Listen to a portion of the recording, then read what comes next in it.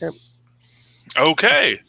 And now, fans, we have our very special guest, Mr. Al Ewing, current writer of Empyre and the Immortal Hulk, and just comics writer extraordinaire. Welcome, sir. Thank you very much. Yes. Thanks for having me on. It is a pleasure. First question, why don't you sleep? Because it seems like you're always writing 20 different books at the same time. I mean, I try and keep control of the schedule. But yeah, I've got a fair amount on right now. It's some of it. Empyre was in progress for quite a while. I got a good head start on that one. So and I just finished writing the lettering draft for the epilogue. So that's now pretty much, aside from some final checking, that's pretty much over. So it's there's a little spot on the schedule now that can be replaced with something else. Oh, nice. Yes. So right now you are doing Empyre. You are the mastermind of Empyre. I'm guessing it's fair to say, which is the big Marvel summer event.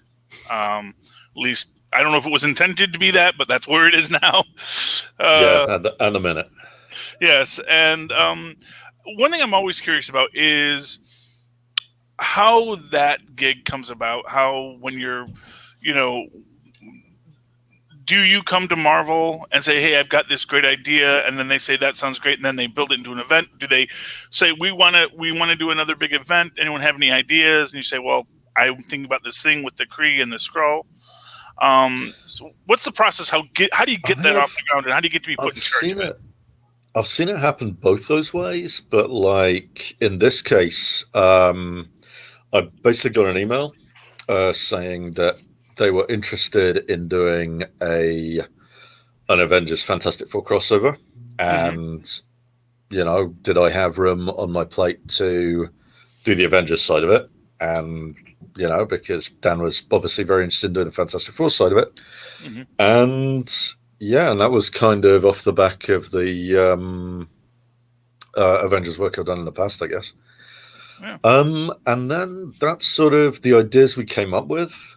We had like a little writers' room. I was in New York. This is terrible nostalgia because it was back in the days when I could get on a plane. But like I was in New York for a big kind of signing thing, and that was an opportunity for me because Dan like lives in New York or lives around that area. So it was an opportunity for the two of us to like get together in a room with Tom and Alana and basically just like knock ideas around for like and I think CB came in for like some of it, but it was just it was an opportunity to sort of knock ideas around, and Dan had already had ideas of like, hey, let's bring the Katati back, and the kind of the Kree Skrull side of it had already been sort of knocked about and like considered over like emails. And I think partly that came from, it's something I've been sort of wanting to do, but was on the back burner since like, I want to say like the new Avengers stuff with Hulk thing, but like I think editorial had some ideas in that direction as well, so it was which I was all in favor of. And then and basically we came up with all these ideas, and I think what we came up with, people on the editorial side started thinking, oh, we could have some more tie-ins to this. We could have we could have some more tie-ins to this. We could turn it into an actual big old thing. Yes. And then like the hiatus happens, the horrible situation we're all in right now. And I guess, we have this big sort of blockbuster movie, at least compared to like my Hulk work and even the Guardians work. It's like, this is the one with all of the spaceships and all of the superheroes getting together. And I think the decision was made that once we got back out of the hiatus, it had become a weekly thing. Yeah, just to kind of I mean, and it's an amazing tale that's being spun here, and I really was shocked in a way, just how fully Tony gets pulled into the Cody's web of lies, as it were, or I don't know quite how you pronounce the tree people. I've been saying Katati, but like, Katati. Okay. It's a word that was like invented to go on the page. I don't think there's like a real pronunciation of it. Yeah, they're trees. They don't really talk, normally. Well, so it's just for us. Yeah, but I just being pulled into it and then having that dramatic reveal, which I thought was the most interesting aspect of this, because in all of the hype leading up to this, it was really presented that this was going to be the Kree and the Skrull coming to conquer the Earth. Yeah, I think the idea was that we'd sort of surprise people a little bit. I know when Incoming dropped, which was the end of the year thing, where we basically said that the Kree and the Skrulls were coming together, and Hulkman's in charge, and he's sort of, and we're going to invade here, and he points his sword, and if you look back at that, he's pointing at the moon. Yes. But but we basically did that because we needed a nice big juicy ending for that thing, and also we wanted people to be like a little bit worried that he might be the bad guy for like a couple of months, which turned into 6 months, but well, it was, now people know. Yeah, it was an amazing misdirect, and it was so well executed, because when you sort of started to feel that something wasn't right with the Qatari, you could feel that there was something off, but you couldn't quite put your finger on it, because they seem very positive, very helpful. They give She-Hulk a hammer that makes her no longer have to deal with the broken speech anymore, which I thought very convenient to just solve that problem. There's She-Hulk. There's like there's one of those characters who's like Avengers and FF, and very kind of because all of the FF have been Avengers. Yeah. A lot of Avengers have been FF, so I was sort of thinking like trying to give the Avengers who've been on the FF some sort of like meaty things, meaty little things to do at certain kind of points in the crossover. So we'll see She-Hulk making use of that. Yes. Is that kind of difficult sometimes, like when you're doing a big event like this and you have to deal with characters who like you're not writing like their monthly books, so it's like you have to take everything into account, what Jason is doing and everyone else. We sort of did take what Jason was doing into account. We've sort of got reasons for doing it this way. Partly it's the characterization she had when she was in the FF. Probably it's other stuff, but like it's basically, I think the hard part is sort of you're kind of implicitly picking a time frame that this is all happening in. Like, take Tony, Yeah. If you pick up the Iron Man books, he's knee deep in a whole lot of stuff right now. Oh yeah. And we have to kind of pick a timeline that's sort of before or after that, and kind of trust readers to sort of put the timeline together in their heads a little bit. I kind of think like gone are the days when we can, especially right after a pandemic. Yeah. Not that we are after it, but right after the hiatus. But we kind of gone are the days when we can have like everything matching up like exactly. In terms of, Thor opens the casket of ancient winters and like everywhere Yeah. Every comic gets a couple of panels of snow out of nowhere. Oh, yeah. And it's like everybody wants to do the Casket of Ancient Winters again. It's like there's no lack of will to do the Casket of Ancient Winters. But it's tricky, it's tough. It's there are different schedules and different sort of time frames for bringing stuff out, and then having the distribution mechanism essentially sort of reboot. Obviously throws an extra thing into that. So, but you know, you always try and do right by the characters. Right. In at least according to your own lights. That's always the goal. Now, I really see an interesting parallel when I'm reading Immortal Hulk, when I'm reading Guardians of the Galaxy, or when I'm reading, and arguably it's in Empire too, the idea of identity. And I think you're dealing a lot with identity in Immortal Hulk, and that's definitely bleeding through in as a theme in your current Guardians of the Galaxy run. Most interesting, one of the identities I'm most fascinated by that you've created in Immortal Hulk, although there are a lot of interesting ones, is the idea of Joe Fixit having Banner's body. Yeah, that is kind of a gift that keeps on giving in a way. It's like, I mean, the one thing that I have to be very careful about anytime I go on a podcast is spoilers. Yeah. So I can't talk about the future. Okay. But like, I have more plans for Joe.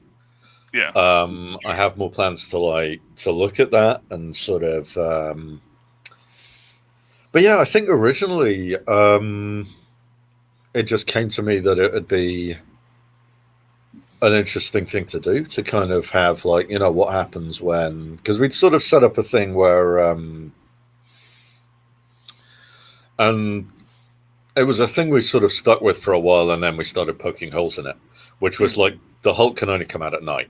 Yeah. And I was like, okay, well, how do people weaponize that weakness? Shine a lot of solar lamps on him. So like he's stuck as Bruce Banner. Bruce Banner can't fight his way out of a paper bag, generally. He's, that's not quite true. That's not fair, but it's like, well, he's not a Hulk. 9 times out of 10, he's not a fighter. And so I thought, it'd be so much fun to kind of bring the Joe Fixit personality back in Banner's body. And then I thought, well, yeah, let's do that long term. Let's have him sort of stuck there, and not really knowing why. And and it kind of became an opportunity to sort of look at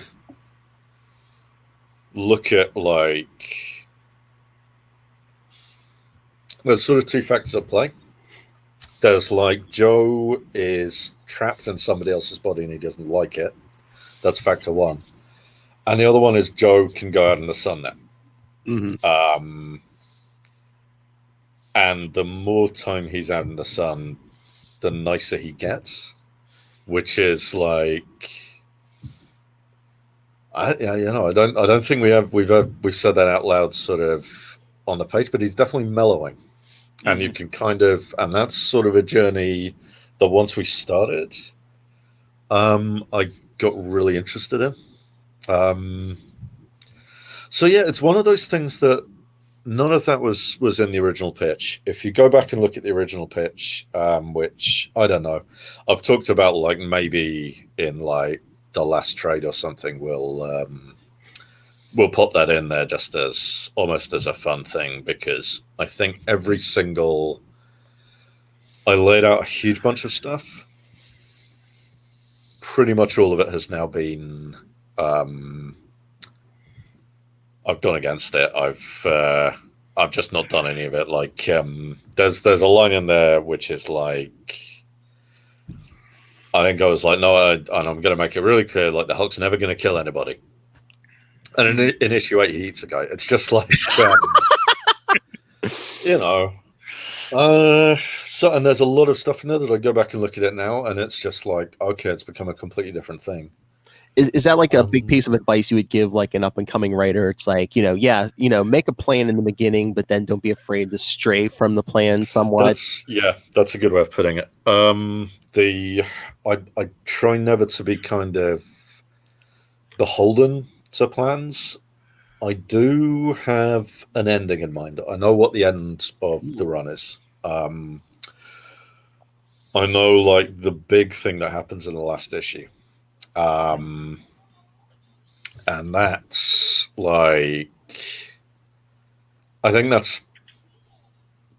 that's almost like to stop me wandering too far. It's like I can kind of, and at one point, like I think around issue 20, I drew up a map of the rest of it. Like, and then I had a look back at that recently, and it was like, oh wow, yeah, no, because I kind of checked it because I just finished writing issue 41. Ooh. And that was like I think the solicit's around for issue 40, but I don't think anyone knows what's in issue 41 yet. But like, basically, I went back to the map, this little map I made like 20 issues ago, to kind of check. Okay, so where do I go from here? And it was like, oh wow, I don't want to do half of that stuff. So I went and I made a new map for like the remaining portion of the run.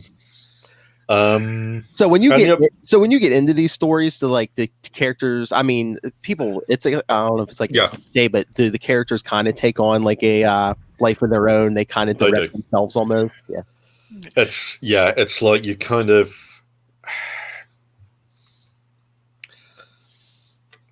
And then you kind of start seeing the characters differently as well. There are things where it's like, oh, okay, I now know this about a character. I kind of, or like I understand. Like Joe. It's like the more I wrote him, the more he kind of directs it, and it's like, and I keep going back to the Peter David issues. Yeah. And like looking at the Green Hulk and making sure that I'm still, on track and in that zone for him. But it's like there is that thing where it's like the character is kind of driving the bus on that on like where he's going. So in your discussion of this idea of how, you come up with a plan and then the characters kind of tell you what the plan is going to be now. You have this character who I really love. I know she's kind of doing her own thing right now in the book, which is Dr. Charlene McGowan. Dr. McGowan, yep. Yeah, and it is such an interesting reveal when they reveal that she is trans. Comes out, and how that influences both her as a person and how that is what gives her this sense to look beyond what the other Hulk is sort of presenting to the world, being able to see the truth for what it is. Was that an idea that you had at her inception? Is that something that, as you were writing the story, she told you she was trans in the same way she told all of us? I mean, I think it was like around I'll tell you kind of how that came to be. It was, to start with, she was sort of one of many backup scientists. Mm-hmm. And basically she started taking like a bigger and bigger role in things. She became a more and more important supporting character, and I think it was around her third or her fourth appearance. And I was kind of reading back over it, and I was like, wait, I think she's trans. And my immediate reaction was like, okay, am I gonna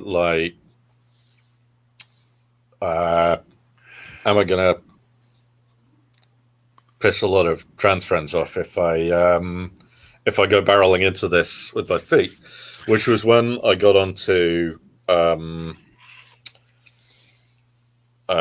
Crystal Fraser, who basically helped me out massively by being a close reader.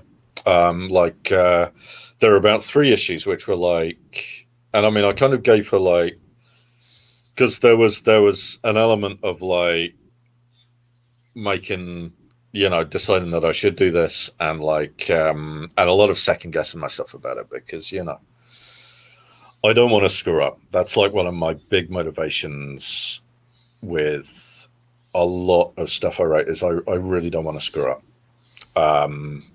I have screwed up on things in the past. I'm pretty certain of it. In terms of like representation, I really don't want to do it again. So there was a lot of second guessing myself, and then I got onto Crystal, and Crystal had a look through the. Basically, we worked out like a plan of action in terms of how we would move the information, from my head to the page. And yeah, basically and it was like strictly in terms of like, okay, let's have an issue. Let's, let's know that we're doing this. B, let's have an issue where it's really obvious to anyone who knows anything, which was issue 31. And then let's say it in the next issue, like in text on the page. And that way it's not like North Star jumping through the wall. It hopefully didn't feel like,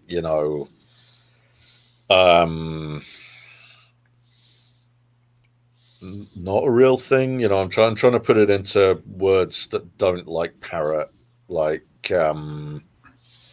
awful people on the internet. Yeah. But like, not doing it to sort of appear, cool or whatever. But like, but really, we kind of wanted to do it in a way where people didn't have to like worry about our intentions. So yeah, Crystal was a massive help. She's also a writer. I would, if any like editors are listening to this, then bear that in mind. She was great. And then I'm pretty sure, well, I'm very sure that there'll come a time when I try and get her on the book again in the same capacity as like, somebody to like consult, because Charlene isn't going anywhere. Mm-hmm. And, there are issues like she's not in, like she wasn't in 34, but like in the long term, she's part of the book. So great, because I do love her. I mean, I really love all of the cast we've assembled. I was going to say, when you said she, I thought you were going to talk about your other favorite character, Charlie, Jackie McGee. Oh, Jackie McGee. Yeah. Well, Jackie McGee is great. I mean, I'm guessing you were a fan of the 70s series. I was. I've only seen like a few episodes. I've seen a couple of the long episodes, the big movies, like the one where they bring in like Daredevil. Mm. Oh yes, and the one where they try and do Thor, and it's those are just wild. And like I'm pretty sure I saw like the death of the Incredible Hulk, but all I remember, I think he sort of falls out of a plane, and it's like the Hulk fan in me is like, wow, TV Hulk is really fragile. He can't even survive falling out of a plane. Yes, oh, that's terrible. Well, because you also make references to, of course, the episode, the very famous episode, The First, where there is the Proto Hulk. So, I kind of,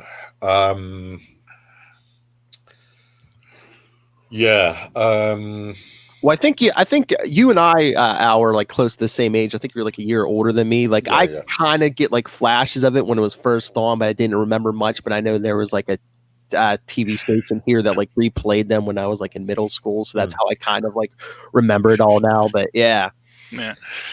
I mean, there's a lot of stuff we kind of took from the TV show. One thing I really enjoyed doing, and I don't get the opportunity to do it very much, but I did it in the second half of Ultimates, is like taking characters that only exist in one of Marvel's like other dimensions, like the new universe. Oh yeah. And like deciding what their 616 versions are. Oh yes. So I brought in a whole bunch of new universe characters, and I was very fond of the Justice guy, because I thought like there was that we've seen sort of alternate versions of Justice which are based very much on the sort of the Peter David run, where he's, you know, dressed in purple and he's kind of a moody vigilante who, like, a very witty moody vigilante because it's Peter David, but like still a moody vigilante. And I kind of wanted to do a version of like the sword and sorcery, like goofy kind of I'm a warrior of spring kind of like Justice from like the early issues, and like what would that look like? A kind of serious version of that. And it's like and there was a guy called Jim Channon who the film and the book The Men Who Stare at Goats is partly, the book is like a straight non-fiction kind of look at like strange methods of making war through the years. But Jim Channon ran a thing called the First Earth Battalion, which was attempting to use, and I'm probably mangling the ideas here, but attempting to use sort of New Age principles in combat as a way of avoiding combat. Like one of his ideas was to like walk up to enemy soldiers carrying a lamb, like a live lamb, and like sort of short circuit, you know, the warrior instinct, or like and he, you know, Jim Channon thought of himself as like a Jedi, and it was, and he, you know, he's a fascinating character. There's this real dichotomy of like, you know, the military mind and the New Age mind.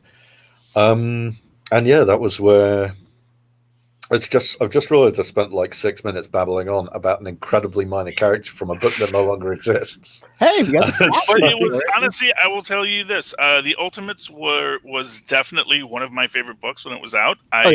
We raved about it. Remember, we were reviewing that. Yeah. I know it was it was fun. It was fun. You know, I love, you know, that you had Monica Rambeau on there as well as the Blue Marvel. You know, always a little bit never sure how I feel about those, you know, May December romances where, you know, one person is like held in time. I think like but it's okay. It's okay. I think there's definitely room to criticize it on those grounds. I think we'd sort of put a lot of effort into establishing that they were both immortals. Yeah.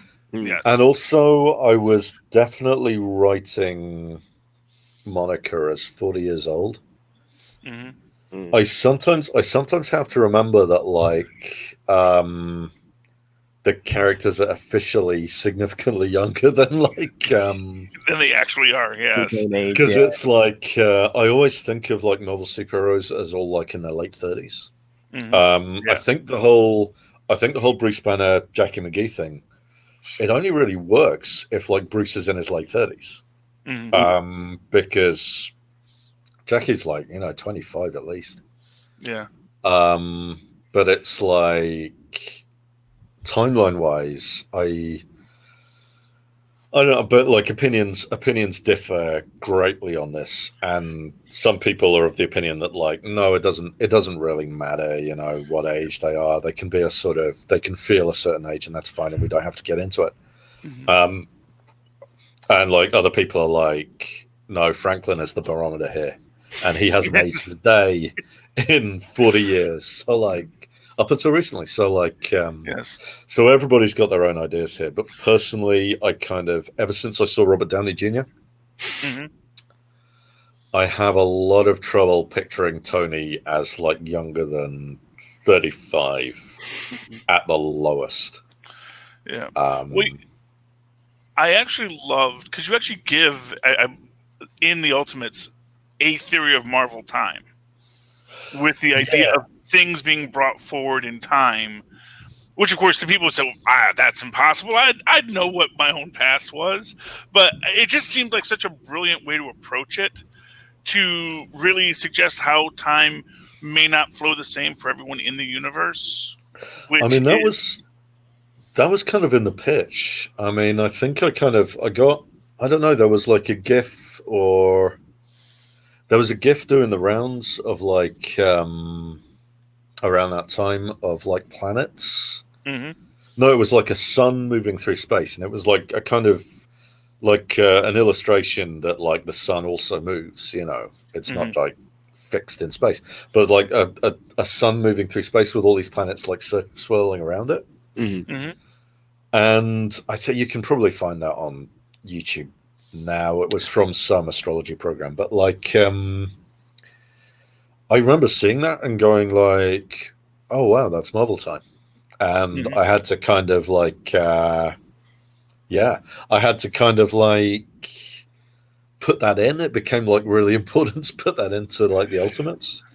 And it was sort of, I kind of feel like the Ultimates, it was a little rocky in some ways. There were a lot of tie-ins, and maybe I should have like had less. But like, I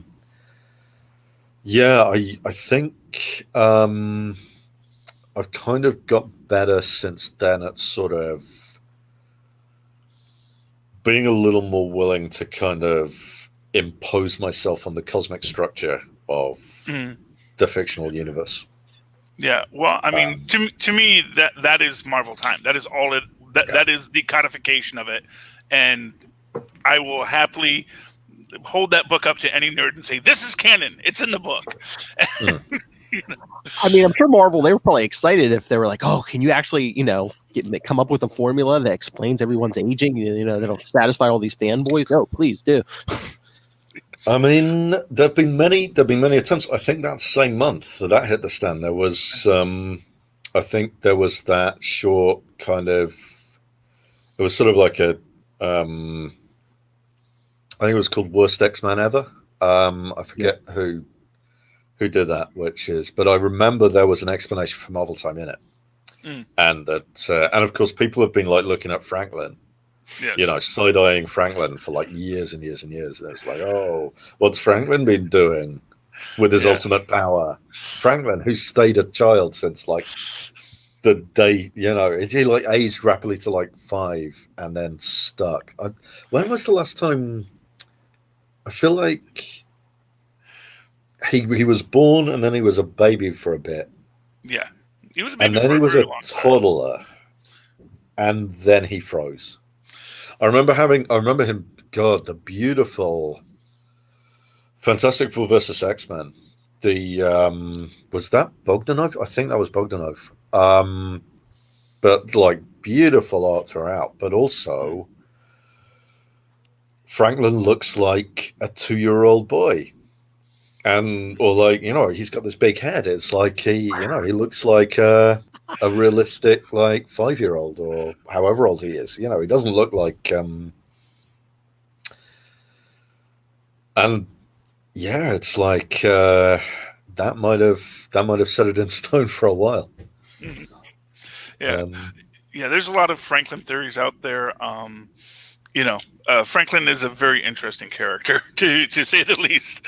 Although now, of course, Dan says he's depowering him, but we'll see how that works.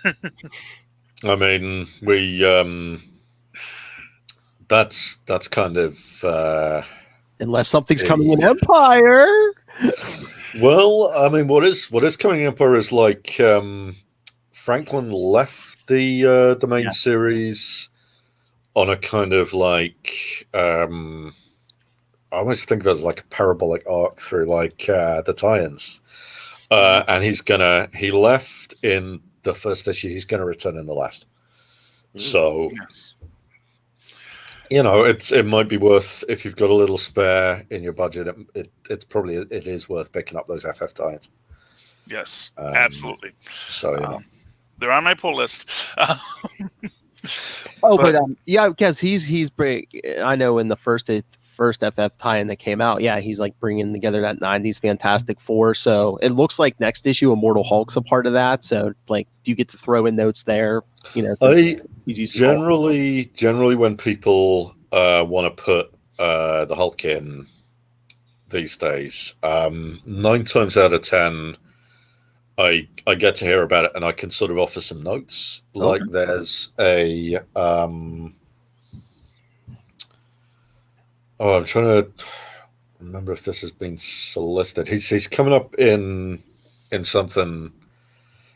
And when Immortal Hulk fought the Thing on the Thing's honeymoon, I was kind of like, I looked it over. I didn't really have any notes to give. It all seemed, it seemed fine. Like, but Dan had sort of gone to lengths to like, this was back when we could all meet in rooms. And Dan was like, in the room was very much like, look, I want to do it right. I want to get the tone of the character. And, he did a good job. And then there was like another appearance where it was like, again, the voice is right. There are like a couple of little details where it was like, I don't think he'd say this. But like, that happens like once in a blue moon. Usually people, are respectful about it, and they don't sort of, they go out of their way to get it right, which is nice. So. Well, yeah, professional courtesy, if nothing else. You never want to stomp on another writer's stuff because then you don't want them to say, "Well, I'm just going to stomp on your stuff." So yeah, I mean, I try and do the same. I try and do the same from my end. I try and kind of like treat like other people's. And I mean the big characters like Tony. I'm always like, am I being too rough on Tony? But Tony Stark, he can take a lot. He can take a lot from the writers. Yes, and he has. I think yes. I think that's part of his charm. I always like him more when he's kind of up against it and sort of going through it a little bit. Mm-hmm. Now, here's a question, and if you feel this is too spoilery or too fan theory, you can just say, I don't want to answer that question. Yep. You have the Absorbing Man in our crew. And what I find fascinating about the Absorbing Man is how he is portrayed in very widely different ways. Between when he's hanging, and this is sort of my own fan theory, I found that when he hangs out with villains, he gets more and more villainous. And when he's with Titania, or as he is now, hanging out with actual superheroes, his villainy is almost a secondary factor of him. It's not as much a direct influence on him. I kind of always felt that he... That's a really good fan theory. That's really solid. Oh, thank you. Yeah. Thank you. I appreciate that. Yeah. So that's like a really good no prize to like explain... his various swing studios. I mean, there's stuff, to be honest, I kind of have to ignore. Basically, I kind of picked Absorbing Man up from directly after his appearance in Black Bolt. And that was like, I was like, right, who he is in Black Bolt, that's his character. And I'm going to carry on writing that character. And like, I'm gonna like ignore like the Bruce Jones thing where he's, I don't know, where he's like eating people or whatever. And I'm gonna kind of, but it's like, I want to kind of, I want to use this guy who was in the Black Bolt comic. So yeah, and I mean, I'm sort of moving towards a place where he might, oh no, this is starting to get into spoilers territory actually. So okay. I will use my veto. I will use my veto character. Let me just say that fan theory, it is yours to use. I've used it every time we've talked about the character on the show, so it's in the public domain. I think it kind of it's I mean, if somebody else wants to take you up on that, that's fine. I kind of like, I really love theories like that, which like explain everything and sort of don't really need to be laid out on the page. Like Franklin, Mhm. keeping everybody young, all of the people he knows young, Yes. and like letting the rest of the universe kind of age. Yes. Is like that's a fan theory that like I do like that a lot, but it's like I like that it's there. So I mean, I probably won't make it like No, that's fine. Well, Because I that's probably won't canon. make it canon, but literally every time I read the Absorbing Man from now on, I'm gonna be like That's looking gonna- at who he's hanging out with. And that is all I can ever hope, that when people read The Yeah. Absorbing Man, they keep that in their mind. And I love that he absorbs a jet. And that, to me, that was There's just perfect magic. there was a bit in the 90s where he got like smashed apart or something, because after he got his arm cut off in Secret Wars, Hmm. people were off to the races. It was like he would just like get constantly smashed apart. But there's I think it was Joe Fixit who smashed them apart. no, to cross his head, but like there was a later Hulk issue where like he just gets completely like destroyed, and Rick Jones kind of comes by and basically like gathers a few bits of him and then some like random rocks and stuff, and like basically builds. It's literally a brick wall with a face on it. And then you sort of see this happening like just off panel. You just see his arm, and it's like the wall kind of like slowly like turns back into Absorbing Man, as if he'd just taken a nap. And it's like I remember reading that and going like, oh my god, there's just no limit to like what this guy can do. But he obviously doesn't have much imagination. Yes. But like aside from that, there's no like limit to kind of what he's capable of. All right, playing off that whole Absorbing Man thing. I mean, do you like if you come up with like a big theory like that, like, oh, I can explain, every appearance of the Absorbing Man through his whole history? Is that like a big conversation you have to have with somebody like an editor or someone? Or I mean, not really. It's basically like because that kind of thing is fun to do. Yeah. And the question I always have to ask myself is, does this serve the story, or is this me having fun?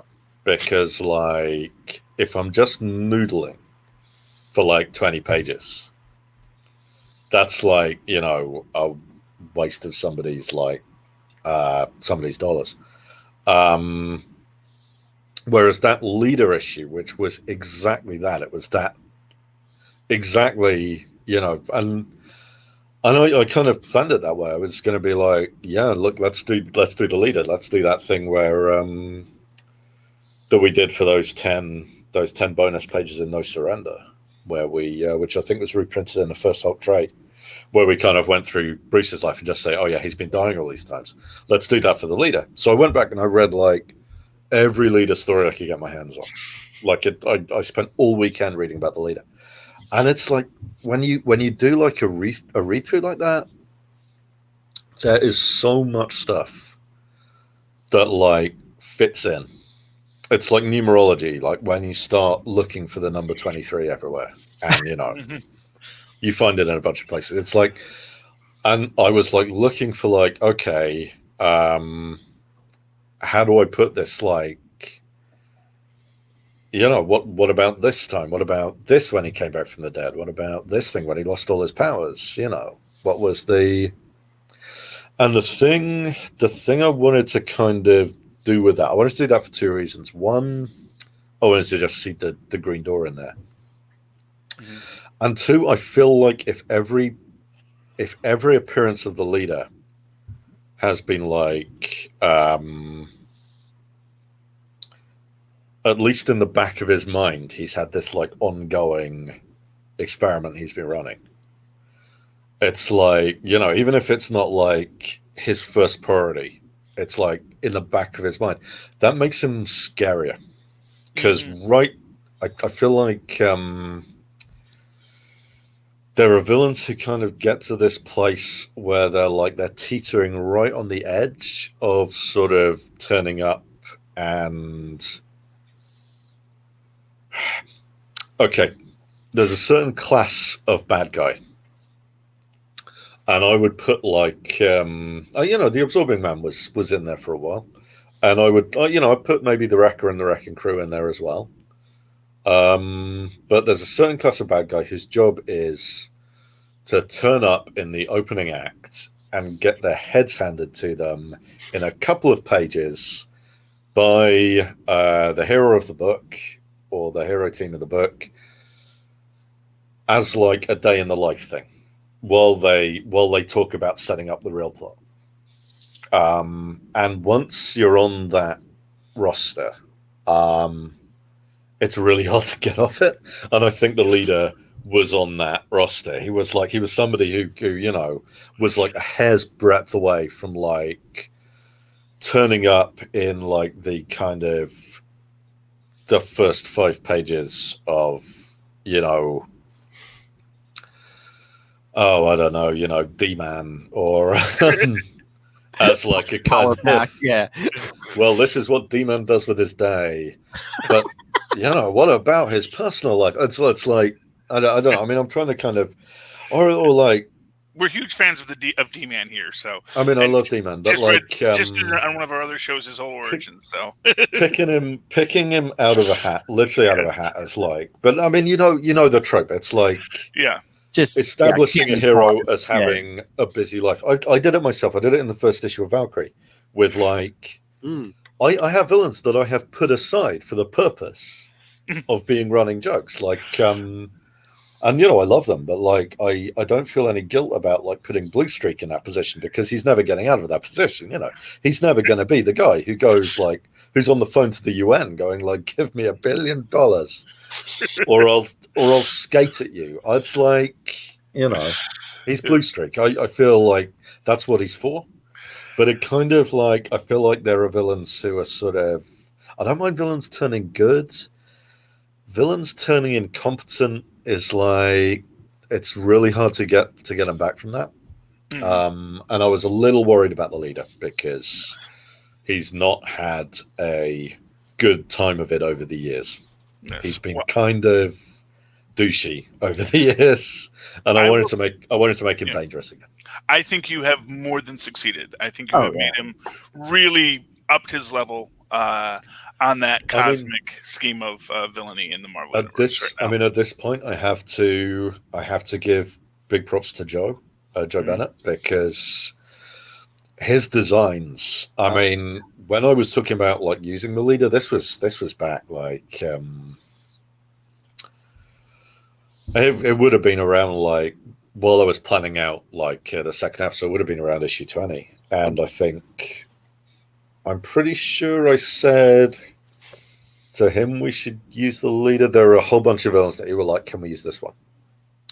And my answer is always yes, because I know he's going to do an amazing design. But like the leader, he did some designs for that. And, you've seen like a couple of them. But, there's more where that came from. So, and that was a big part of like wanting to make the leader like frightening, was like to live up to these designs that I was getting in my inbox from Joe. Now, along those lines, well, I mean, as far as design and interesting choices you've made because you've brought several characters back. You had Betty come back, but rather than being Red She-Hulk, she's now Red Harpy.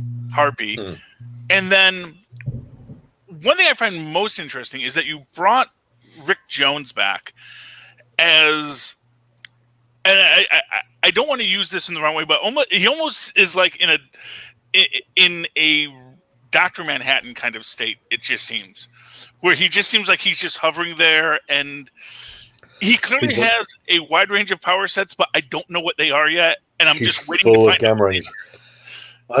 That kind of came out of like I'd put him in the Abomination. I knew I wanted to kind of bring him back there was a period where I thought I was going to kind of bring him back and play that straight, and then I kind of realized pretty soon that no, I know who's sort of, and spoilers if you haven't been keeping up, but I know who's hiding in there. And it's like, and so, but there was a period when I was sort of thinking, okay, what do I do with Rick to kind of, so he's not just another puny human kind of trailing around after the Hulk and Betty. We need to have like a trifecta here. We need, what's the other way kind of, and I can't remember if like I'd been watching Akira or something, but it's like, I had this kind of, I remember what I was thinking. It was like, what's scary?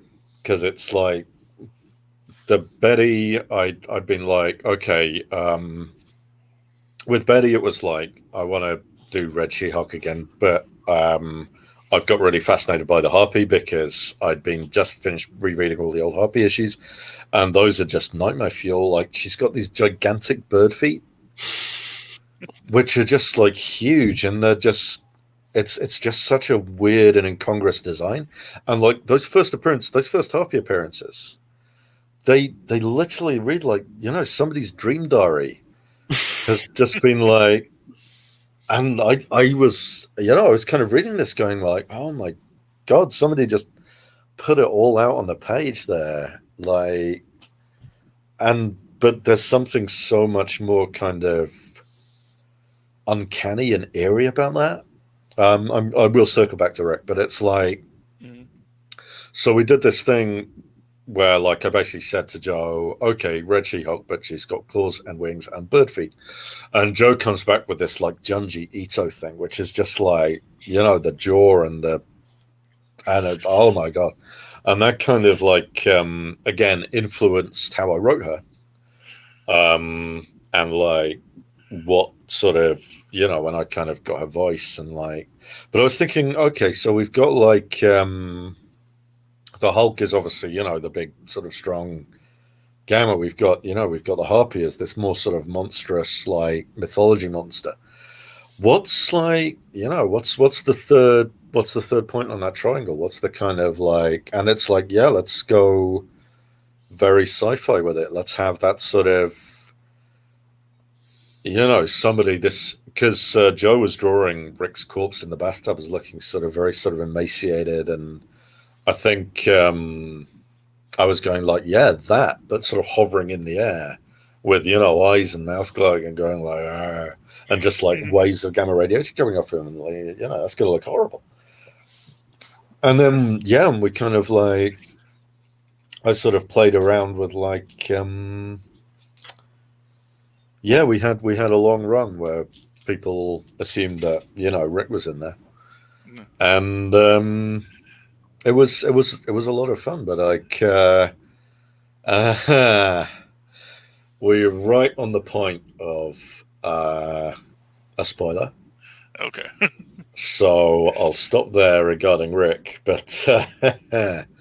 Well, it is interesting. We've got places to go with old Rick. Yeah. Well, Rick being a character who has such a history in Marvel, through, the Hulk to Captain America to Captain Marvel to the whole Conjuring, the conjuring of all of the heroes from the 1940s to fight. I forget if it was the Kree or the Skrull. Yeah, just a character that has really been there in such a weird way throughout all of Marvel history, and it's just interesting to see. It was tragic to see him die, and then amazing to see him brought back in this way, and where it's going to go. It's very exciting, and so you're a very good writer. I don't know if you know that. Thank you. With Rick, I kind of feel a certain obligation because he's got such a history, because he's got such a I feel an obligation to him that I don't really feel to like everybody in the book, but I kind of feel like I sort of have to leave him at least slightly better than I found him. So I'm sort of Of course, he was dead when you found him, so it's not that hard. yeah. I mean, I think the very least I can do is leave him dead again. But like, we shall see. I mean, it might be that I'll just like, it might be that I'll take another look at that map of like the rest of the issues and just go, no, I've got to sacrifice old Rick, and then like, We'll see what happens. But I do feel like the tug of nostalgia with him. So Rick. If there are fans of Rick out there, I do. At the very least, I feel your pain. I can't promise to kind of, be nice, but I at least have sympathy. Fair enough. All right, I have a question about your Guardians of the Galaxy, which I'm loving. I was a guest on another podcast. We were talking to Tom Brevoort, and I asked him about my favorite character, Quasar, and he said, "Oh, Mr. Al Ewing has plans for Quasar and Guardians." Yeah. Of the Galaxy. Oh. I was having a chat with my editor, Darren Shan, who is back, and basically, yeah, we've had a number of conversations about Quasar, and basically coming out of that, because there's a lot of stuff from that Guardians annual I did 10 pages for in 2019. There's a lot of stuff that's come out of those 10 pages now where like people, know where that was going. And all of it except Quasar. And with Quasar, I think we finally found a place we can do the Quasar plan in the upcoming Guardians. So obviously, due to the hiatus, we are planning very far ahead. Lots of slips between the cup and the lip. I can't promise there won't be some sort of I don't want to jinx anything. Put it that way. Okay. Yes. But because it's like issue 5 has yet to come out. Yeah, no. I'm gonna sit down, I think, probably the week after next and write issue 11. We're pretty far ahead. So I don't want to at this point say, oh, we're definitely going to do this, because I might be told, I don't know, but anything could happen. Anything could happen. It's like, that's something I do know. But you can't say there's Quasar things in the works, though. There are Quasar things we want to do, and right now I think we have some plans to do them, and they will involve the stuff we did in that 10-pager, and more than that, I think is entering some deadly spoiler territory. Okay, fair enough. Yeah, am I okay to kind of start winding the clock down a little bit? I don't know how long you guys want to do. This is your schedule, so right. Well, I mean, if you guys have last questions, because I do have to go and make dinner. Okay. Yes.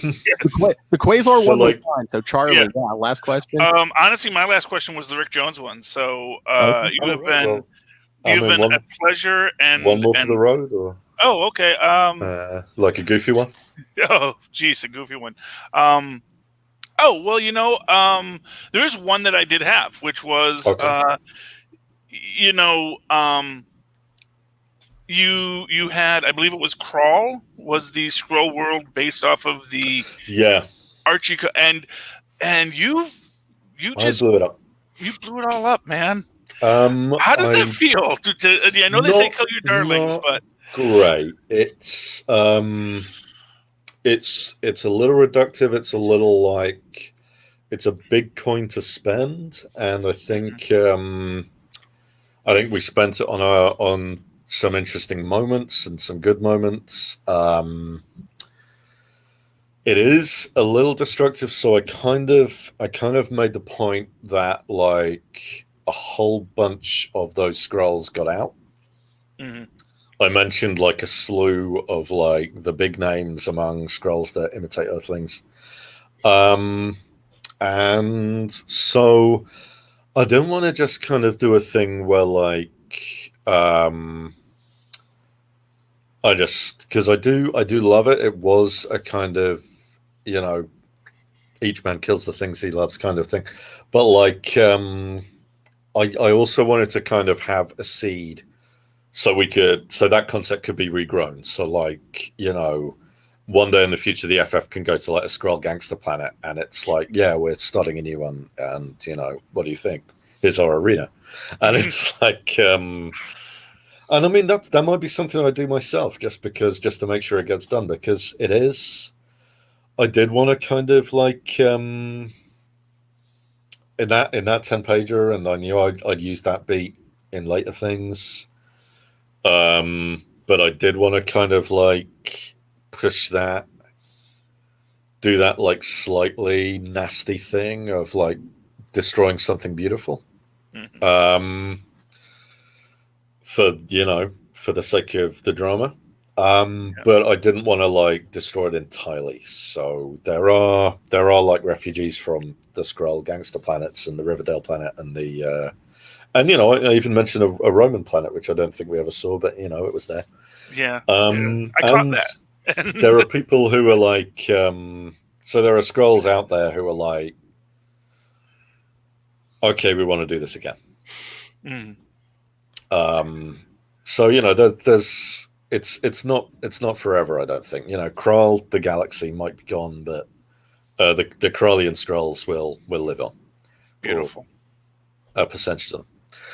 Am I okay to very quickly plug something? I was going to say before you go off, yeah, I have a creator-owned series from Boom coming out with Simone Di Maio, who is a wonderful Italian artist who people will remember from Immortal Hulk: The Best Defense. And that was great, and it was I get to work with him again. It's like the elevator pitch is, it's set in the future on a mining community that gets resources like rare proteins, minerals, chemicals by performing autopsies on dead Kirby-esque space gods drifting out of the gulf between galaxies, these gigantic corpses. Cool. And it's called We Only Find Them When They're Dead. So yes. If you like my cosmic stuff and you like my my drama character stuff and you like a bit of science fiction, the final order cutoff for that is the 10th of August. So let your comic shop know, ideally before that. I will be emailing them shortly. Thank you for letting me advertise that. Yes, no. Thank you for your only time. Find Them When They're Dead no problem. by Boom Studios. That's it. Yes. Okay. We'll make sure that gets #1 with a bullet. Mr. Ewing, you've been very kind to us. Thank you for joining us. Thank you for giving us. Thanks for the chat. It's been great. Beautiful thoughts. Anytime you want me back, no problem. Oh, don't say that. We'll have you back sometime. Yes. Yeah. And if you ever want to plug anything else, you can reach out to us, and we will plug the heck out of you. You've got my DMs. You can anytime. Yes. Thank you, sir. Thank you so much. Have a great day. All right. Thank you. Right, and now I will run off. Yeah, sorry to like cut and run, but I did. That's okay. No, not a problem. So. I'll just close this thing, and thanks again. Yes, thank you. you. Talk to you guys later. All right. Talk to you later. Thanks, sir. Oh, that was very pleasant. Yes, I mean most of the people we talk to are pretty nice, but yeah, I just love when a creator of something you love is like a good person. Yes, and he didn't call me a dumbass for my crazy fan theory. No, he actually complimented you on that absorbing man theory. He was like, "Oh, that's a good one." Yes, well, there you go. You see, that's what I live for. To be acknowledged for my crazy fan theories. All right, is there anything you want to talk about, or you want to call this the episode?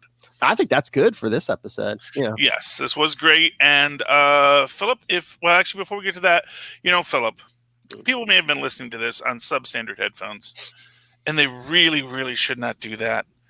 So I want everyone within the sound of my voice, if you can even make out the words on your cheap, shoddy headphones, to go to tweakedaudio.com. Yes, tweakedaudio.com.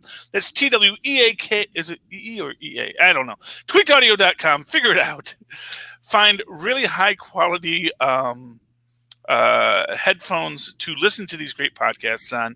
And when you're done doing that, if you want something else to do, if you're bored and you're blue, why don't you go help Michelle Gray over at huntakiller.com, solve some cold cases, have an escape room delivered to your house, an escape room of the mind delivered to your house every month.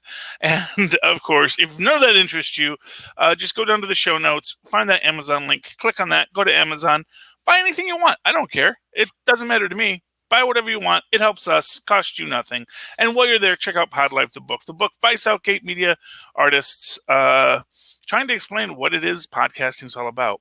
In the meantime, Philip, if people would like to reach out to you and talk to you about any of this stuff, how can they do that? Well, if you want to get a hold of me, especially any comic creators, I mean, Marvel, DC, any of the other, if you're a small, a smaller press, whatever. I mean, we'd love to talk to you. We do multiple shows here. Just email capesandlunatics@gmail.com. Or the voicemail is 614-382-2737. That's 614-38-CAPES. And we're basically all over all social media, Capes and Lunatics, Facebook, Twitter, Instagram. So, yes, reach out. Want to hear from you. And if you'd like to write to me in that old-fashioned email way, the way our Maz and Paz once did, do so at superconnectivityblog@gmail.com. That's superconnectivityblog, all one word, at gmail.com. Of course, follow me on the Twitter as I live tweet the final season. Final 2 episodes, 1 hour and then a 2-hour spectacular, 3 hours of Agents of S.H.I.E.L.D. left. Follow me on Twitter as I talk about it at Charlie Esser. That's CharlieEsser. Look for the 2 E's in the middle. For quality. Bing! Thank you, Maz. All right, ladies and gentlemen, you have connected with us once again. Heard some fan theories that Mr. Al Ewing likes and will keep in the back of his own head. Please super connect with us again next week. Good night. Good night. Oh, and can I congratulate you, Charlie Esser? 300 episodes. 300 episodes. Oh, that's a lot of episodes. I was going to say, I wasn't on those first few, but man, 300, Charlie Esser. You've been on a lot, though. Most of them, but yeah, just 300 of super connectivity, Charlie. I know. Plus everything else you've done. I do a lot of stuff, and I love it. This is my joy. Thank you, Al. Thank you, Al.